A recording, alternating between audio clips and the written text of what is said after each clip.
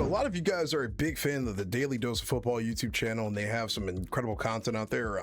Please go check them out before you watch any of my reactions. They do all the hard work. But today we're going to be reacting to just how good was Romario actually. I've heard the name of Romario. So many of you have told me to go check out Romario. I read one of the comments in the comment section down below, and it was in relation to another comment I saw, funny enough, under one of my videos about how the Ballon d'Or only used to be only for Europeans. One of the comments on this video said he was one of the reasons why the Ballon d'Or was open to anybody outside of Europe. No? So today we're gonna go find out. Before Neymar, Kaká, Ronaldinho, Rivaldo, and Ronaldo. Ronaldinho. Wait, how do you just say that? I'm sorry. How do you just say Ronaldinho? Ronaldinho? Before Neymar, Kaká, Ronaldinho, Rivaldo, and Ronaldo, there was another Brazilian of immense talent that dedicated his career into building a legacy as one of the deadliest attackers the world has seen. Nicknamed O Baixinho, the short one in English, his small frame could not stop him from striking fear into every defender who had to face him. Welcome to the incredible career of Romario, the man who started a new dynasty of Brazilian excellence. I am very thankful that I speak Portuguese sometimes, otherwise I would have had a very hard time finding out much about his childhood, but regardless, let me tell you where he came from. He was born in the district of Jacarezinho, in the north side of Rio de Janeiro. Only a few years into his life he would move to... Dude, this is blowing my mind. I'm sorry, I don't mean to pause this quick, but it's blowing my mind how he's rolling his R's right now. Maybe I have a misunderstanding of how Portuguese people speak their English. Romario, Rio de Janeiro, like, bro, what? That's how you say it? Oh man, that's tough. Vila da Penha. This was a substantial increase in quality of life. Unlike Jacarezinho, which looked more like a favela, Vila da Penha was more of a middle-class district. At 5 years of age, his father, who loved football as you might imagine, decided to start an indoor football club for children, and so he convinced Romario to join the team. Once he started playing, his father must have not believed his own eyes. Romario was a true prodigy, far more talented than anyone his age. From the age of 12, the calls started coming. Romario tried out for Vasco da Gama, but they decided against keeping him, fearing that his short stature would stop his development, and so, soon after, he decided to join Olaria, a smaller club that was willing to give him a shot. Romario played just a couple of months for Olaria before Vasco realized the mistake they had made, but it was too late. Olaria wouldn't let go of him. He would play for them for one more year until he finally managed to secure his move to Vasco da Gama. Once he joined, he would only remain at the academy for 3 years, securing the regional youth championship every year while also being the top scorer every single time. Vasco were so eager to promote him that they even set up a 1-year internship for him, as he was too young to legally join a professional club. On his first year as a pro, one of his greater problems would come to light. Romario was a ladies' man, a womanizer if you want to put it more harshly, and the national team coach did not approve of his behavior, claiming he cared more about women than football, and so he would snub him from the Under-20 World Cup, which Brazil would win without him. Damn. You know, it's funny because that's one of the main things that Lamine Yamal was getting criticized about, his relationship stuff. I ain't gonna lie, I did think that was weird how everybody harped on a young man's relationship. That's just so strange to me. And now, from what I've seen on social media, apparently they're broken up and he's playing good again, so sure. That's gotta suck though, that you didn't play on the under-20 and they ended up winning the whole thing, man. Sheesh, that's kicking the teeth. On his first season, Romario started making headlines for his performances on the regional Carioca Championship. And keep in mind, even if it's a regional championship, that stuff matters in Brazil. Romario would be used in 21 matches, scoring 11 goals, including 2 hat-tricks, and even as they failed to qualify to the next stage, Romario would finish 1 goal short of being the top scorer. That is just unbelievable for an 18-year-old. Roberto Dinamite, one of Vasco's legends, would share the pitch with Romario at this stage, and one day he would say, "Playing with Romario when he was a kid was easy. You just needed to give him the ball. It got to him 3 times and he would score twice." The next year, Romario would get another chance at the Carioca Championship, and over the 23 matches he played, he would score 20 times. As you might imagine, this time around he was the top scorer, though they would lose the final to Flamengo, despite Romario's goal. We know the about next Flamengo. year, he also got his first chance at the Brasileirão First Division, scoring 10 goals in 26 matches. Then, over his last 2 years in Brazil, Romario, now 21 to 22 years old, would be absolutely unbelievable, being the top scorer once more and leading his team to winning the championship on both occasions. Wait, is there I just want to know, out of curiosity, is there like a Copa 90 video or anything on Flamengo?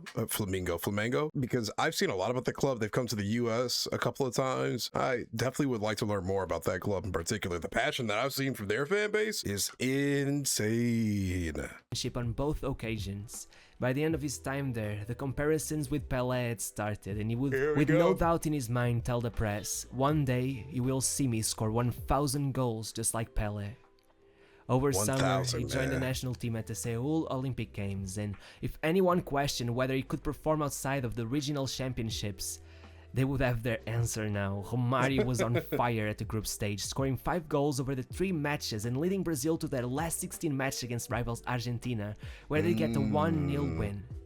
Then they met Klinsmann's Germany, and they nearly went down, and Romario not tied the match with 11 minutes to go, leading them to win on penalties. In the final, Romario would open the score sheet, and as everyone seemed to believe Brazil would finally win, the one trophy missing in their trophy cabinet, a penalty would lead them onto extra time, where a final blow would give the trophy away to the Soviet Union.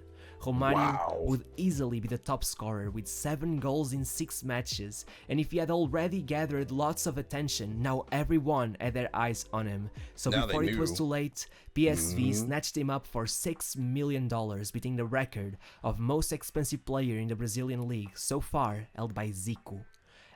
Is PSV a Brazilian club? I'm gonna assume that's what he meant right now with the way he just worded that, but just making sure I heard that right. So PSV is a Brazilian club. Okay. At 22 years old, Romario was in the middle of one of the most talked about transfers of the year and was the holder of a millionaire contract. It was time to show the world he could rock Europe in the same way he did Brazil.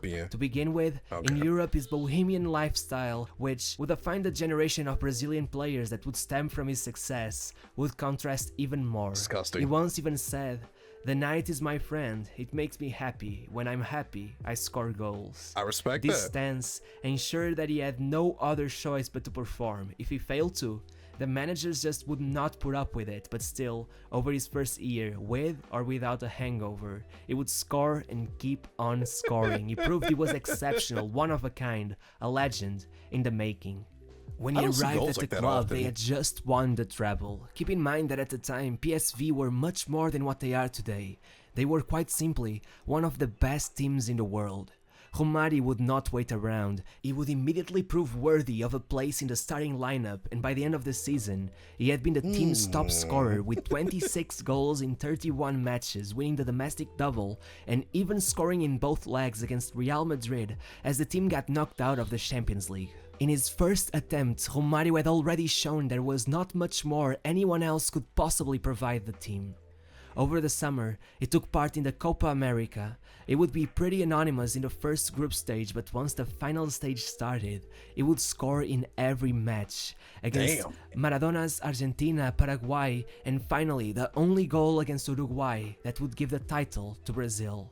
If anyone had the audacity to claim that this was all just beginner's luck, Romario would go even further the following season and score an incredible 31 goals in 26 matches, though this I'm not gonna lie, bro. I gotta find footage of this match. Maradona versus Romario. I gotta learn how to say these things. I gotta learn how to roll my R's with Romario.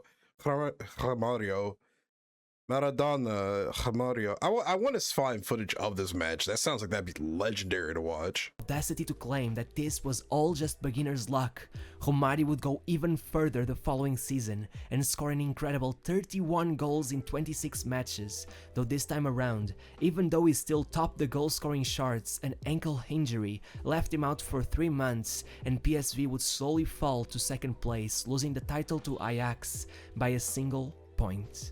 Over summer, he would get called up to the World Cup, and despite some elite treatment with the same therapist that would one day help Ronaldo Fenomeno as well, he would only be able to make one appearance before Brazil got knocked out by Maradona's Argentina. The next season, he would heal and come back looking brand new, scoring an incredible 30 goals in 29 matches as he led PSV to yet another title. Was that the World Cup that Argentina ended up winning. Was that 1986? I don't think he said that, but was that the 1986 one?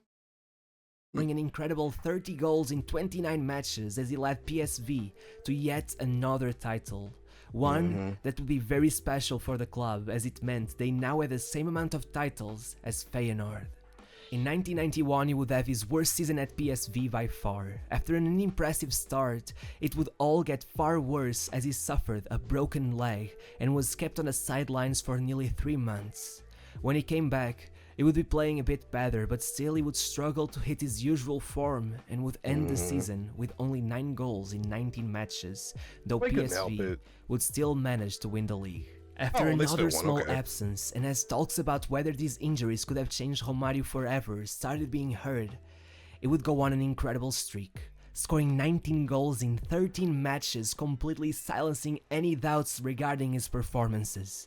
By the end of the season, despite major disappointment internationally, with PSV failing to win any matches in the UCL group stage, he would be 1 point in front of the league table, with 2 matches to go, but then the unexpected happened, and with a defeat and a draw, PSV would finish second despite Romario's tally of 32 goals in 37 matches. After this season, there will be a battle between Valencia and Barcelona for his signing. On one side, Gus Hiddink wanted to work with Romario once again, and on the other, Johan Cruyff was trying to add another pearl to his jewelry box. In the end, it is so insane, bro. Every single time we watch one of these legendary videos, it feels like it feels like a cameo, bro.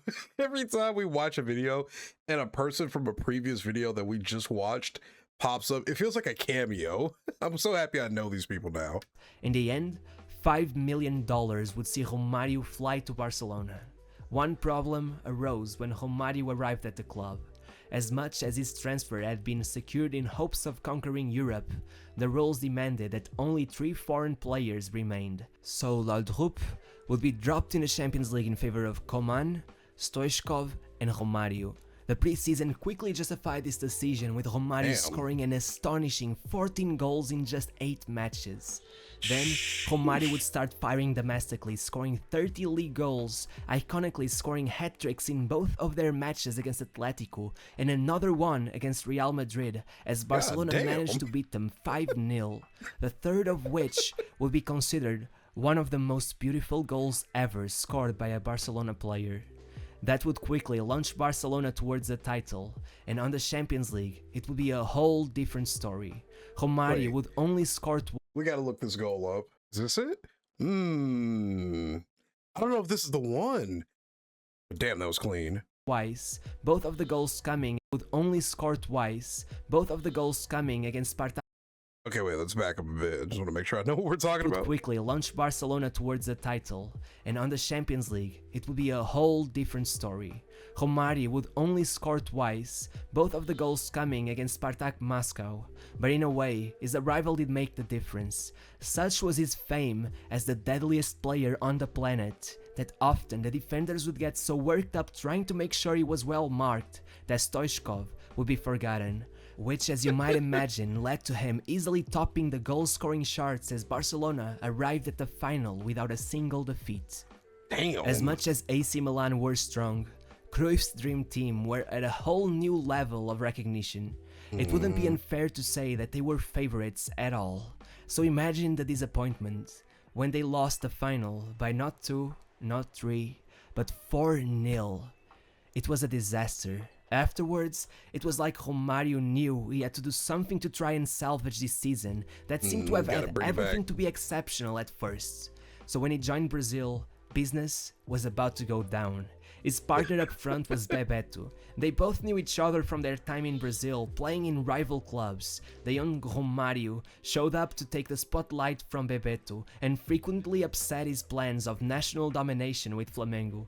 So as you might imagine, the two didn't see eye to eye for a long time, but in that tournament, something happened. The two connected on the pitch and formed an incredible partnership. It was beautiful to see. Both putting aside their issues with the common goal of bringing the trophy home. All that matters is Brazil. In the first match, Romario scored, assisted by Bebeto. In the second, both scored. And in the final match of the group stage, Romario got the goal on his own. They headed into the knockout stage, and this time around, it would be Romario who would assist Bebeto. Then against the Netherlands, Bebeto would score and assist Romario. And finally, as Romario secured the place in the final by scoring against Sweden in the semi-final, it was there for everyone to see. The tournament had forged a friendship. Bebeto and Romario now had a whole tournament of good memories with each other, from enemies to good friends in just 6 matches. The final would be Brazil versus Italy, Baresi and Maldini versus Romario and Bebeto. Maldini. So good was this matchup that the match would end on a goalless draw, and eventually it would be memorable not for this duo but for the Italian genius that was Roberto Baggio, who fortunately for Brazil would miss in the penalty shootout and later on in the year allow Romario, who on the previous year had ranked below him in the podium of the FIFA World Player of the Year, to now take the award by storm, far outweighing any other player in the vote count. Romario was a world champion.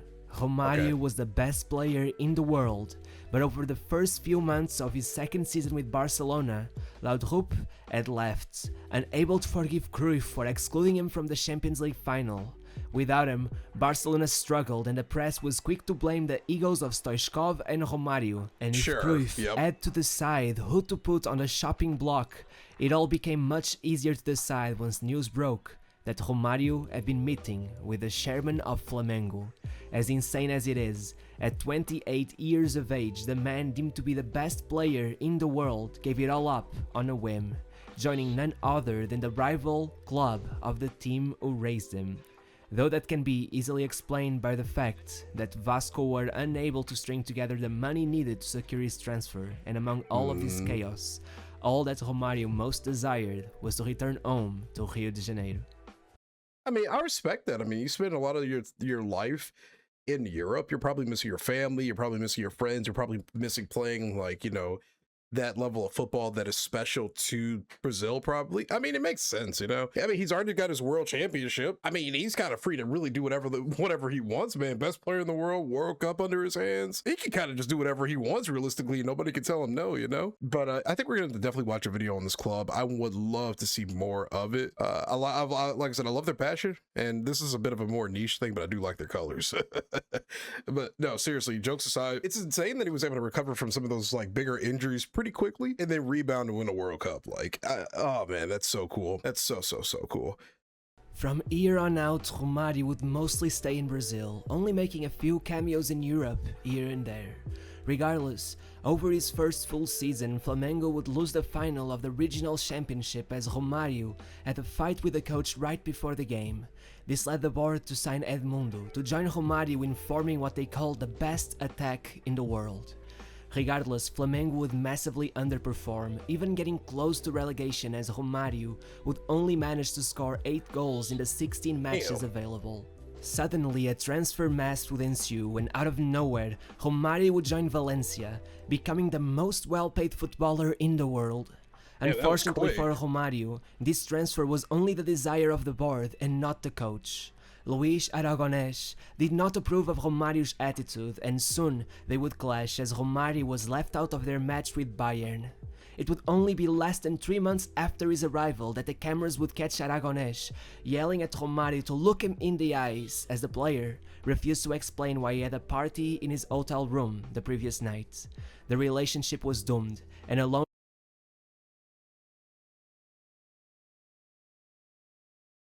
Gotta be careful of that, man. I mean, come on now. You know, that's just one of those things where it's like, you have this amazing career ahead of you. You're the best in the world. Don't let your ego get ahead of you, man. Why are you partying and drinking the night before? I mean, but it's good that the coach is holding him accountable for this, because at the end of the day, it's like, come on, man, like lock in just a little bit, you know? It's just, it's a bad look across the board, you know? And I'm not judging him based off of this one thing, but I fully understand the frustrations of the coach. Was doomed, and a loan back to Flamengo was arranged even though Romario had barely played for Valencia. Another disappointing Flamengo season would come his way, even as he topped the regional goal-scoring charts for the 3rd time in a row. Even as they made the final of the Brazilian Cup and Romario scored, they'd still lose to Grêmio. Over summer, Brazil would play the 1997 Copa America. Bebeto was now gone, and that was more than enough reason to worry. Where in hell would Brazil find another duo like that? Well, hold your horses, because now they had Romario and Ronaldo up front.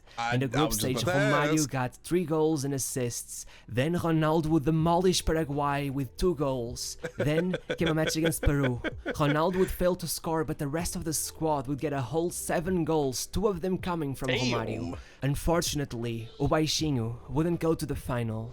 But that wouldn't be a problem, as Brazil would win it 3-1 regardless, and become champions of South America. As the summer ended, so did Romario's loan, and so he joined Valencia once again. This time around, Aragonés had left after a string of bad results, and to replace him came Jorge Valdano, who had already brought out the best in players like Maradona, and was more than used to deal with the most eccentric of players. Romario would start the preseason in incredible form. Things were looking great for Valencia, but then he got injured badly. Valdano's tactics depended greatly on Romario, and without him, the team crumbled. The president, who felt like a fool for spending so much of the club's money on Valdano's plan, decided to go the opposite route and hire Ranieri, who would force the squad into a more rigid style of play. But this meant Romario was doomed to fail, and so sooner than later, he would. After 8 matches, he would once again go back to Flamengo, this time on a permanent deal. From here on, Romario would look to secure his legacy in Brazil, first joining the national team in the Confederations Cup, where he would score in every match he played in, eventually pairing up with Ronaldo to score a hat-trick each in the final, defeating Australia 6-0 and taking the title with ease. It's the Federations Cup. I feel like I've heard of that before. Federations Cup. I'm pretty confident I read that name somewhere before. Do we still have that? Man, it just sounds like a whole lot was just not meant to happen with Valencia. It just seems like it was just such a chaotic time. Like, Romario couldn't stop partying here and there. Coaching staff couldn't get along with them, or the plans just fell through. I mean, that just seems like that was such a mess, man. Wow. Over the next 2 seasons, he would head towards another regional title with Flamengo, as he kept on being shockingly prolific in the competition. Midway through these seasons, he would miss the World Cup after getting injured while playing at the beach, something that shocked the nation. Perhaps looking to make up for the disappointment of missing out on the World Cup, Romario would have his most prolific season to date, scoring 46 goals, leading them to win the Copa America, where he would score a poker against Universidade de Chile. Regardless, after being spotted at a nightclub after one of the harshest defeats of the season, he would be fired and would soon join their rivals Vasco da Gama, who after all had been his first ever team. At Vasco, Romario got to link up in attack with Edmundo once more, and soon they would have beaten Manchester United in the Club World Cup, even though eventually they would lose the final to Corinthians. Regardless, eventually they would trash Flamengo 5-1, with Romario scoring 3, and taking the chance to mock his ex-club. Unfortunately, by the end of the season, they would be the ones to take the title of Carioca champions. That year, they would make the final of the Mercosul once more, facing Palmeiras, and as the match would go to the 3rd leg to decide the winner, Vasco would find themselves losing 3-0 at halftime. Romario would refuse to let go and score 2 goals until on the 77th minute, Vasco got reduced to 10 players. Still, they didn't back down, scoring 1 more to tie the match before Romario gave them the lead on the 3rd minute of extra time. An unforgettable performance that showed the 34-year-old still had much to offer. After all, it would finish the season with 72 matches played and 66 goals scored. Oh my god, the that's following actually season, insane. the injury started. Romario missed out key moments that would lead Vasco to get knocked out of the Copa Libertadores and even lose out on the regional championship. Regardless, it would still somehow manage to top the goal-scoring shorts of the national championship, scoring 21 goals in 18 matches. Despite the going next out with the season, injury. he would play another regional championship for Vasco, though claims of unpaid salaries would emerge and Romario would start threatening that he would leave them for Flamengo once more. More importantly, over summer, he would have his heart broken, as Scolari, still pissed after Romario lied about getting eye surgery to avoid having to play in the Copa America the previous year, would decide to not call him up for the World Cup. This would become much worse for Romario, as they would actually go on to win it without him. Regardless, by the second half of the season, he left for Fluminense. where he was promised all kinds of privileges so that he was able to balance his nightlife with his career. I mean, couldn't you have just put the nightlife down, man? I'm not judging him. I'm just saying, like, at some point or another, you gotta, like, realize, like, this is just an unhealthy habit, right? Like, put the nightclubs down for a minute, you know what I'm saying? Like, focus on your craft, man. You're one of the best in the world. You know what I'm saying? Like, come on, man. But, yeah, that's insane that they took him out the World Cup. Wow. I've heard a few minutes also. I think they were here for the Club World Cup this summer, if I'm not mistaken. Able to balance his nightlife with his career. It would take him a while to get started scoring, but eventually, it would take them to the semi-finals of the Brasileirão, missing out on the final by a single goal. For a while, he left for Qatar, where he was paid $1.3 million for just 3 months of his time, as he would be sent back after the club failed to register him for the Asian Champions Cup in time. As you might imagine, he came back to Fluminense, who would be struggling not to get relegated. Romario would help, but by the following season, injuries and problems with the staff would get him fired once more, as the fans seemed to see him as nothing more than a mercenary. To finish off his career, he would return to Vasco, and somehow, at 39 years of age, he would still manage to score 22 league goals and win the Golden Boot, though Vasco would finish mid-table.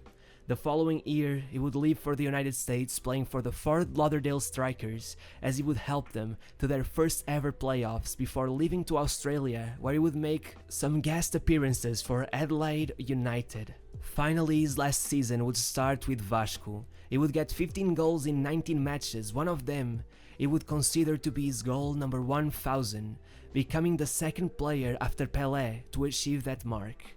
Though as you might have guessed, just like Pelé, he was taking into account friendlies and all other kinds of meaningless matches. Regardless, he had fulfilled his legacy, and so, after playing a few matches for America Rio de Janeiro to honor his father's wish, he would retire as one of the biggest legends of Brazilian football, one whose time in Europe was far too short, one that could have impacted the sport far more, but still a man who left his mark forever.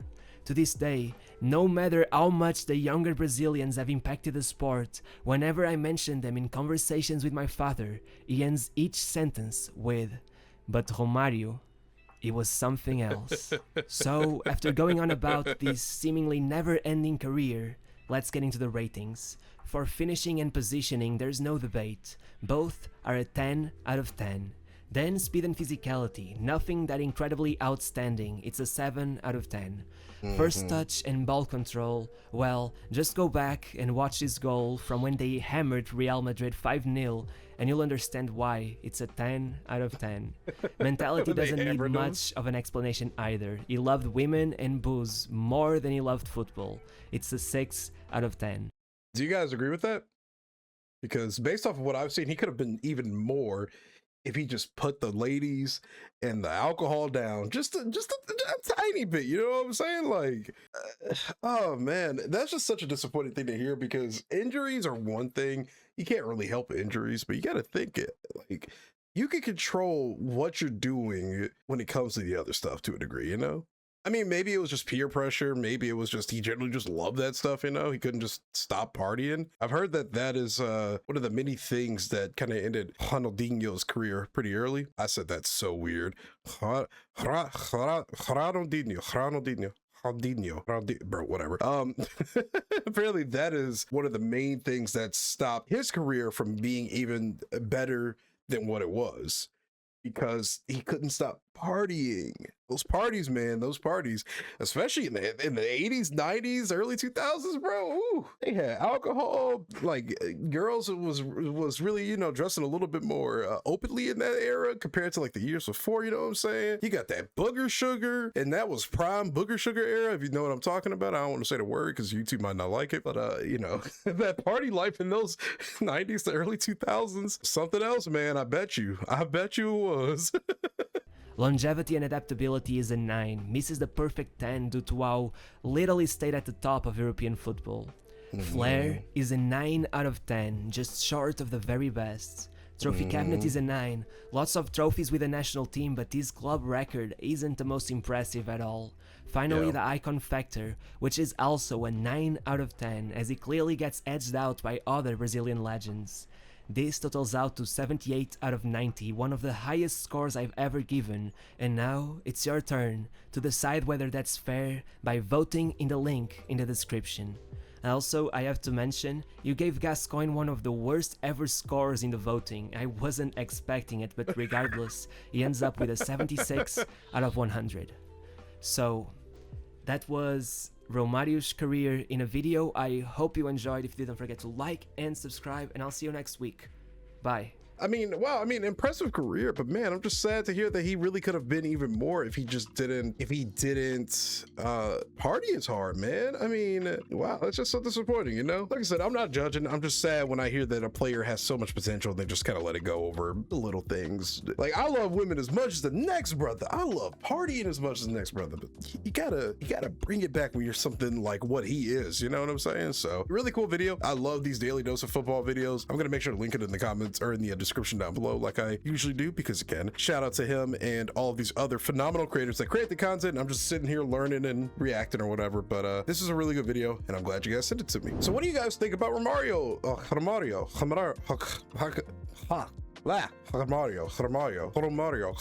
bro. What do you guys think about this legend Romario? I want to hear your thoughts about him in the comments down below. Do you agree with everything that Daily Dose of Football kind of talked about? Is this pretty much on the nose for the most part? And if it is, like I said, let me know in the comments. And hey, thanks for checking out this reaction today. If you enjoyed it, leave a like on the video, sub to the channel for more football reactions. And as always, this has been your boy Jay with another reaction. I'll catch you later. Hope you have a great day. Peace.